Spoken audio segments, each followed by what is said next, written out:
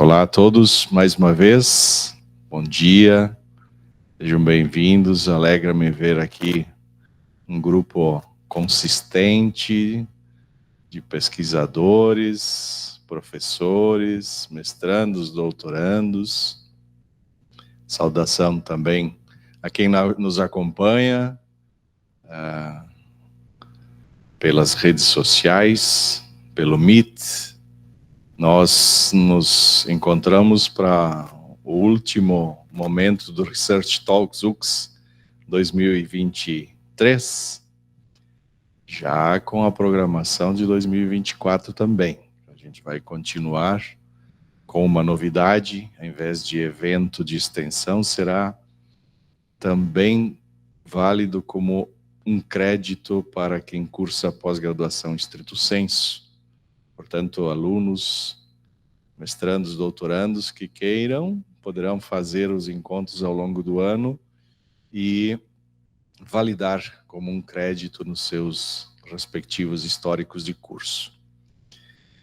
É um momento em que a gente exerce a interdisciplinaridade, conhece pesquisas, metodologias de outras áreas do conhecimento, estabelece relações de troca e relações também que podem frutificar em projetos futuros. Hoje nós iremos da história, partiremos da história, passaremos pela literatura para aportar numa pesquisa sobre materiais avançados. Passearemos pelo PPG-LET, aliás, começando pelo PPG História, passaremos pelo PPG-LET, chegando ao PPG-MAT. E para iniciar, nós convidamos o professor Antony Bo Tessari, que é licenciado em História pela Universidade de Caxias do Sul, mestre em História pela PUC-RS e atualmente cursa o doutorado em História na Unicamp. Tem experiência profissional em instituições de preservação do patrimônio cultural, atuou no Arquivo Histórico Municipal João Spadari Adami e no Centro de Memória da Câmara Municipal de Vereadores. Integra a diretoria do Comitê Brasileiro para a Conservação do Patrimônio Industrial, na qualidade de membro da comissão acadêmica. Professor da área do Conhecimento de Humanidades da Universidade de Caxias do Sul e dirige o Instituto de Memória Histórica e Cultural da nossa UX. Também coordena e coordenou diversos projetos de restauração, conservação de patrimônio, preservação de patrimônio, resgate da história de localidades, entidades e associações. Seja bem-vindo, professor Antony, que vai tratar da apresentação intitulada Registrar a Memória e Escrever a História das Comunidades, Instituições e Pessoas. Muito obrigado pelo aceite e pela participação. Obrigado, professor Everaldo. Meu bom dia a todas as pessoas presentes neste evento. Gostaria inicialmente de fazer um agradecimento ao professor Everaldo pelo convite para que eu participasse deste evento, podendo apresentar alguns aspectos da pesquisa e dos serviços que prestamos no nosso IMHC, o Instituto de Memória Histórica e Cultural. Fui aluno do Everaldo no meu primeiro semestre nessa universidade. Não vou revelar o ano, direi apenas que foi no ano que o Internacional ganhou um título internacional, então faz bastante tempo. Pode, por gentileza... comigo, né? Aqui. Bom, dispenso então a minha apresentação, já feita pelo professor Everaldo. Passo a tratar aqui, apresentar para vocês um pouco dos trabalhos que tenho realizado, os projetos de pesquisa vinculados ao nosso IMHC. Tenho desenvolvido pesquisas relacionadas à história de comunidades, instituições e pessoas, São obras e projetos totalmente financiados, são pesquisas sob demanda, ou seja, a universidade, por meio do MHC, é contratada para a prestação desse serviço.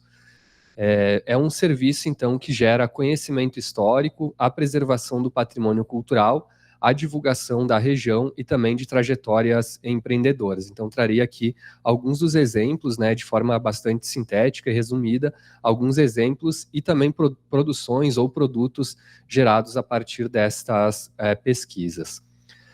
Alguns dos projetos realizados, ou a totalidade deles, desde o ano de 2017, então iniciamos com um trabalho sobre os 20 anos do Conselho da Mulher Empresária da SIC, de Caxias do Sul.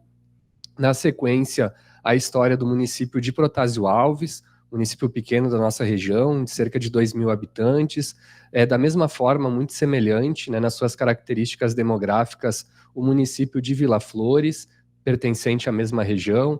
50 anos da Sociedade Esportiva e Recreativa Santa Lúcia, localizada em um dos bairros mais antigos da cidade de Caxias do Sul, que é Santa Lúcia da Nona Légua.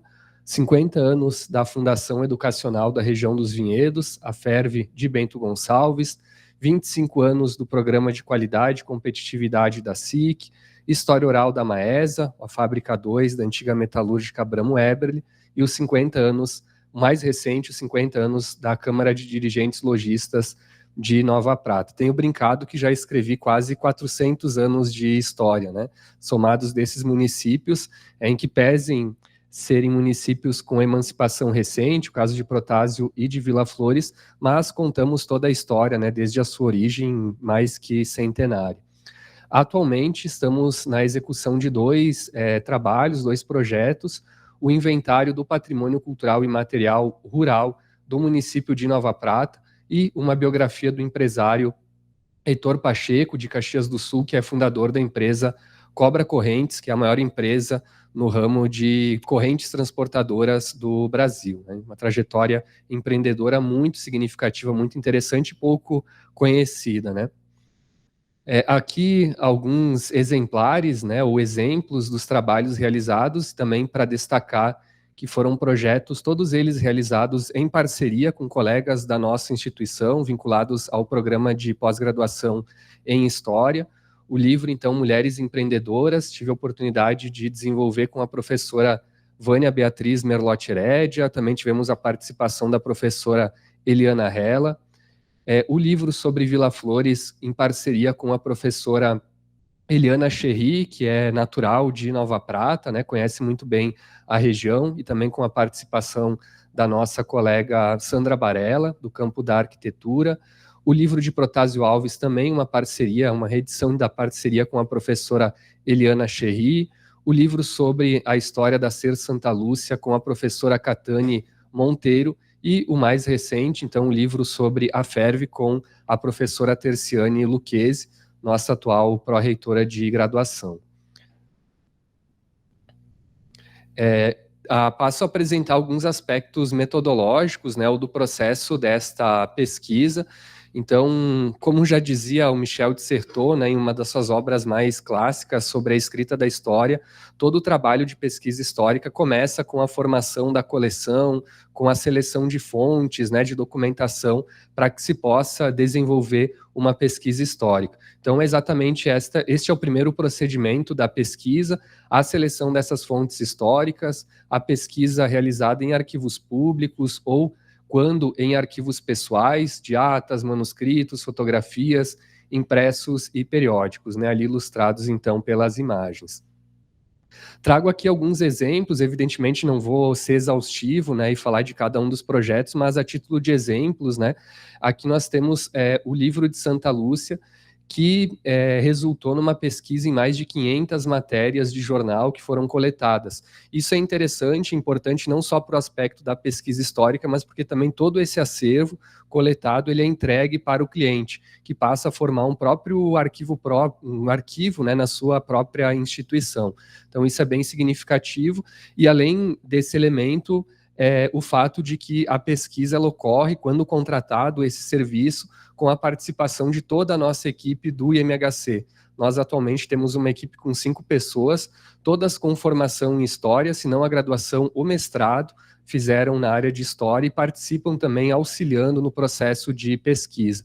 Então, o contrato, né, desse serviço, ele leva junto, além de um professor que vai ser responsável, coordenação e propriamente pela realização da narrativa textual, mas também de toda a pesquisa histórica, né, que é feita, então, por uma equipe qualificada. Outro exemplo é o mais recente, então, que está em andamento, a coleção aqui de rótulos.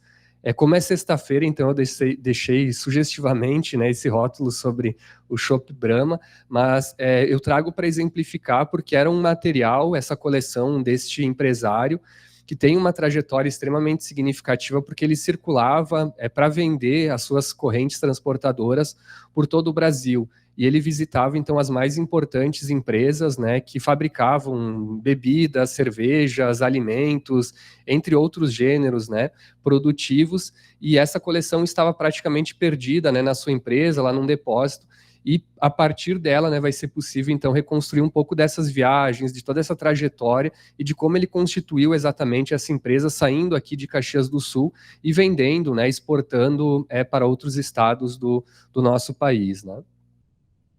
O exemplo também da Fervi, este é um exemplo interessante porque nós fizemos, o que eu considero o trabalho completo, né?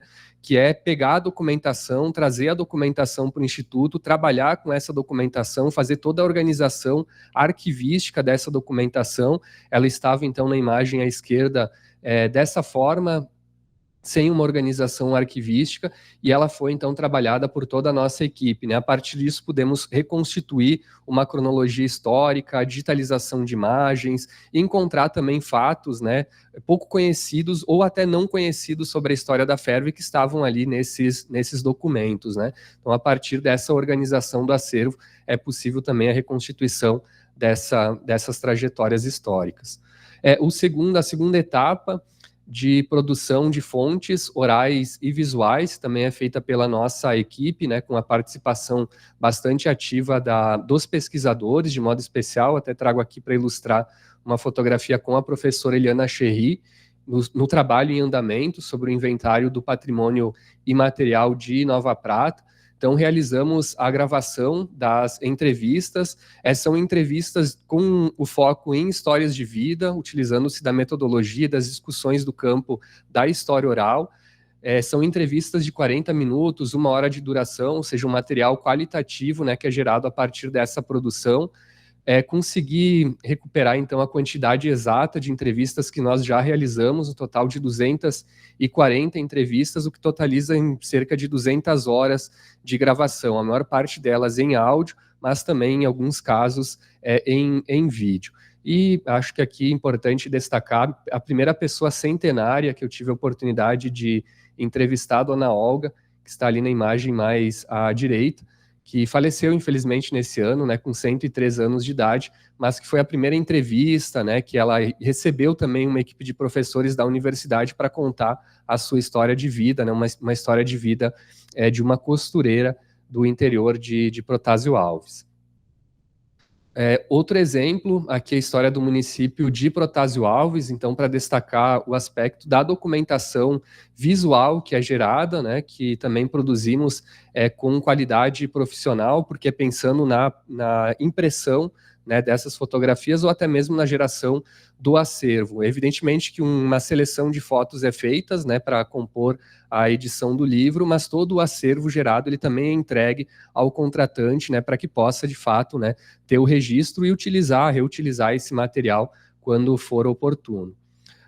A pesquisa atual em andamento, patrimônio imaterial do município de Nova Prata, já alcançamos então 70 moradores entrevistados, com a imagem de alguns deles que eu acho que evidencia, né, no sorriso de cada um a satisfação que eles tiveram em participar dessa pesquisa, em se sentirem participantes, né, desse inventário, porque nós estamos utilizando uma metodologia bastante recente e atual, aplicada pelo Instituto do Patrimônio Histórico e Artístico Nacional, o nosso IFAM, que é o do inventário participativo, né, que é considerando então a perspectiva do usuário, do fruidor desse patrimônio, até do do constituidor, né, desses patrimônios culturais na pesquisa histórica, né? Então, cada um deles ali devidamente registrados. E esses aspectos da sua cultura, né, que serão levados, então, para serem considerados registrados como patrimônio da nossa região.